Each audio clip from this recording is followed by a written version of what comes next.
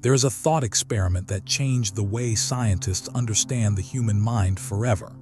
In 1954, a social psychologist named Muzafer Sherif took 22 ordinary boys, all strangers to each other, and brought them to a summer camp in Robbers Cave State Park in Oklahoma. These were normal kids. No history of violence, no prejudice, no conflict, just regular 12-year-olds excited about a camping trip. Within days, Sherif had divided them into two groups, Eagles and the Rattlers, and what happened next shocked the scientific world. These boys, who had never met before, who had no real reason to distrust each other, began to despise each other almost immediately. They raided each other's cabins, they burned each other's flags, they refused to eat in the same room. Some of them began hoarding rocks to throw at the other group. It took less than 2 weeks for ordinary children to turn strangers into enemies. No propaganda, no history of conflict. No real difference between them at all. Just a name, just a group, just a side. And the terrifying question that experiment left behind is this: if it only takes a label to turn a friend into an enemy, then what does that say about every conflict in human history? What does it say about politics today? About the divisions you see online, in your family, in your country? What if the real problem is not the enemy you think you have, but the part of your mind that needs to create one? The human brain is approximately 1.4 kilograms of biological tissue. And inside that tissue, buried beneath every rational thought you have ever had, there is a structure called the amygdala. The amygdala is ancient. It evolved long before language, long before logic, long before any civilization existed on this planet. Its entire purpose is survival. It monitors your environment constantly, scanning for threats, categorizing everything around you into two essential questions. Is this safe, or is this dangerous? Neuroscientist Joseph Ledoux, who spent decades studying the amygdala at New York University, described it as the brain's alarm system. It processes fear before your conscious mind even knows what is happening. Before you think, you feel. Before you reason, you react. And here is what makes this deeply relevant to everything happening in the world right now. The amygdala does not only respond to physical threats, it responds to social threats too. The threat of being excluded, the threat of being outnumbered, the threat of belonging to the wrong group. Because for most of human history, being cast out of your group was not just uncomfortable, it was a death sentence. A human alone in the ancient world did not last long. You needed people who would feed you, protect you, fight alongside you, warn you about predators, share fire with you in the dark. The group was not a luxury. The group was survival itself. And the fastest way for the brain to protect the group was to know, instantly and automatically, who was in it and who was not. This is where the psychology of us versus them begins. Not in hatred, not in ideology, in biology. In the 1970s, a British social psychologist named Henri Tajfel conducted a series of experiments that became some of the most cited studies in the history of psychology. He wanted to understand the minimum conditions required for people to start favoring their own group over others. What he discovered was almost unbelievable. Tajfel divided people into groups based on nothing, literally nothing.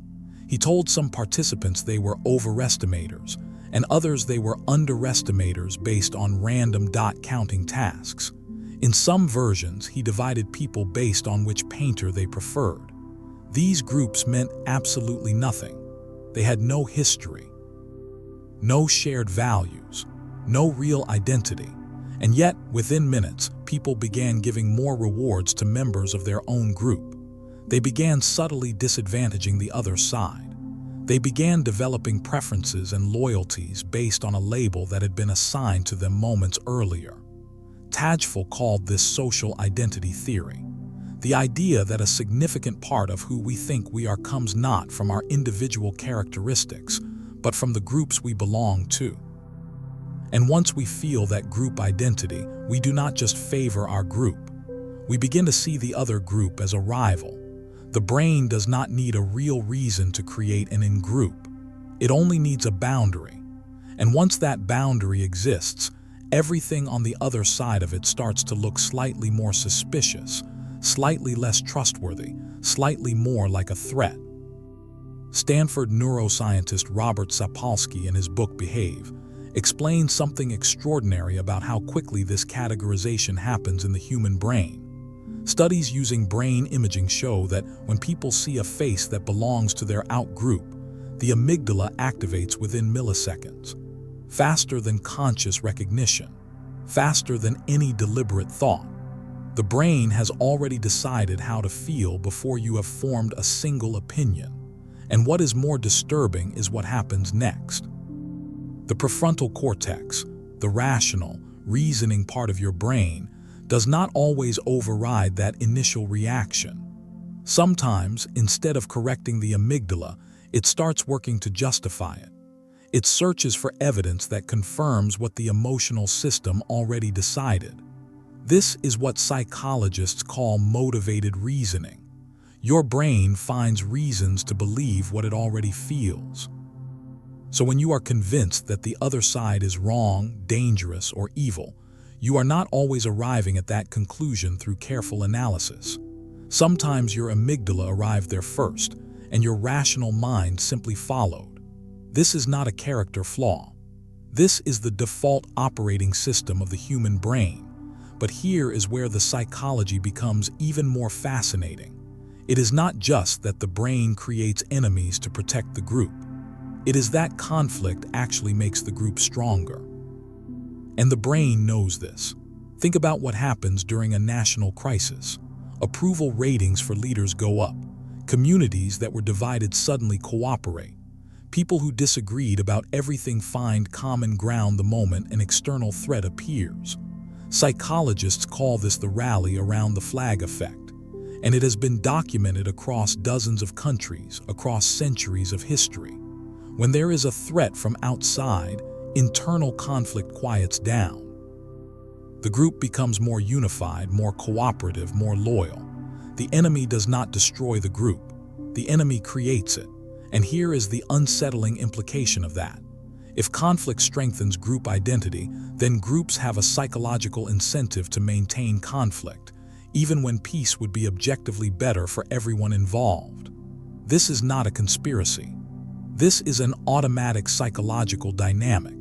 The group feels more alive, more meaningful, more coherent when it is fighting something. And when the threat disappears, the group starts to feel less certain about who it is. Jonathan Haidt, a social psychologist at New York University and author of The Righteous Mind, argues that human beings are fundamentally tribal creatures. We evolved in small groups that were often in competition with other groups. And over thousands of generations, our minds developed a set of moral instincts that make tribal behavior feel not just natural, but righteous. When you fight for your group, it feels noble. It feels correct. It feels like you are doing what you are supposed to do. This is why people on every side of every conflict in human history have genuinely believed they were the good side. It is not hypocrisy. It is the structure of the human moral mind. The brain applies different standards to in-group members and out-group members without even realizing it. When a member of your group makes a mistake, you see context. You see circumstances. You see a good person in a difficult situation. When a member of the out-group does the same thing, you see character. You see who they really are. Psychologists call this the ultimate attribution error. And it happens automatically across every culture, every political system, every era of human civilization. This explains something that confuses a lot of people about modern politics and social media. Why does online conflict seem to get worse, not better, even as people become more educated and more connected? The answer lies in what social media actually does to the brain's threat detection system. Platforms are designed to maximize engagement, and what generates the most engagement is not information. It is outrage.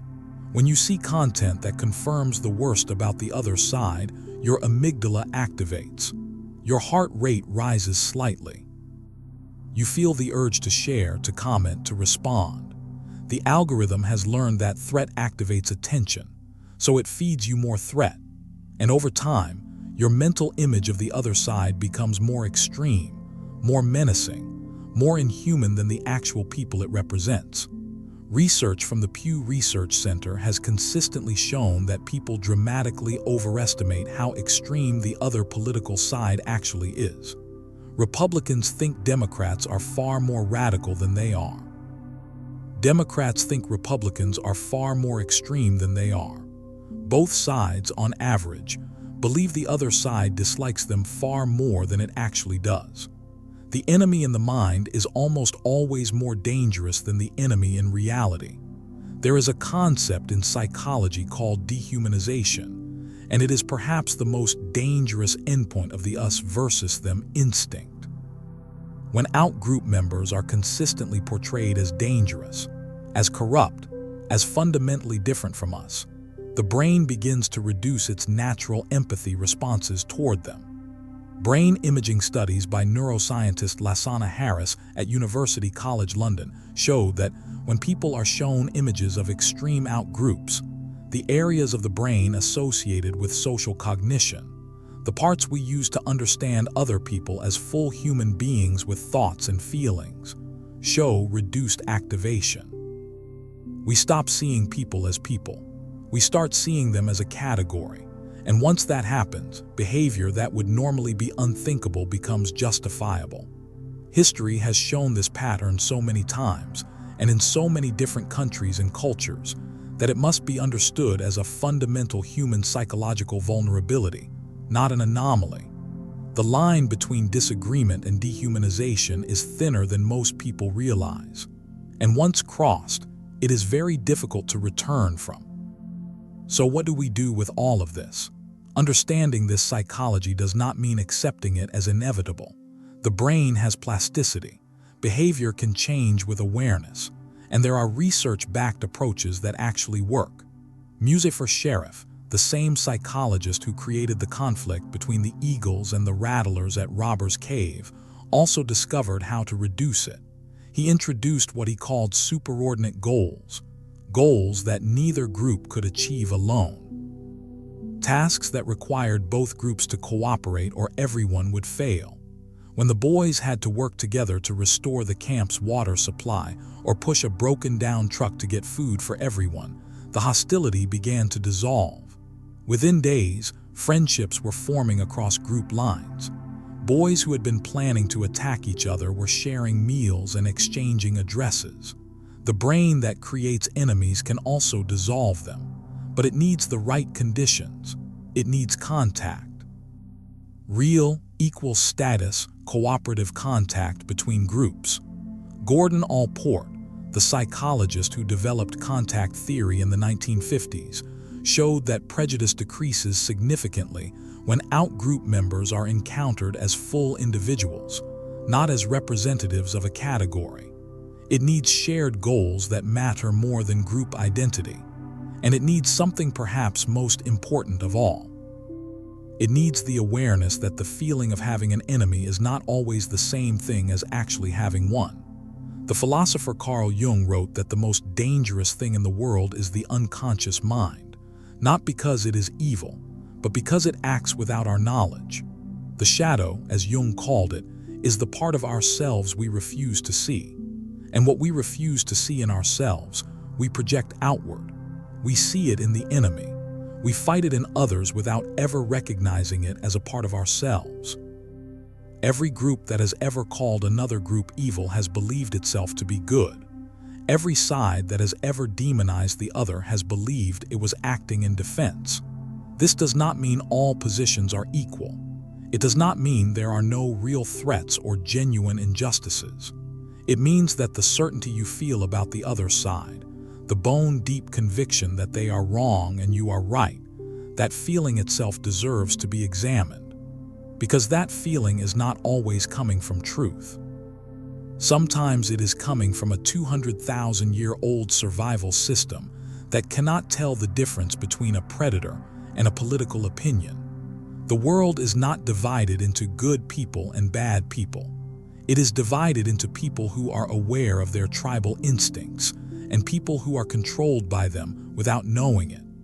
The human brain was built for a world of small tribes and clear enemies. But the world we actually live in is vastly more complex, vastly more interconnected, and vastly more fragile than any tribe ever was. And the most dangerous enemies we face today, climate disruption, pandemic risk, nuclear proliferation, economic fragility, do not care which flag you stand under. They threaten every group equally, which means the most important thing the human mind can learn to do right now is something it was not designed to do easily. Look at the boundary between us and them, and ask honestly and carefully whether that line is real, or whether it was drawn by history, by fear, by a mind looking for certainty in an uncertain world. Because the moment you start asking that question, something changes. Not everything, not all at once, but something. And that is where real understanding begins.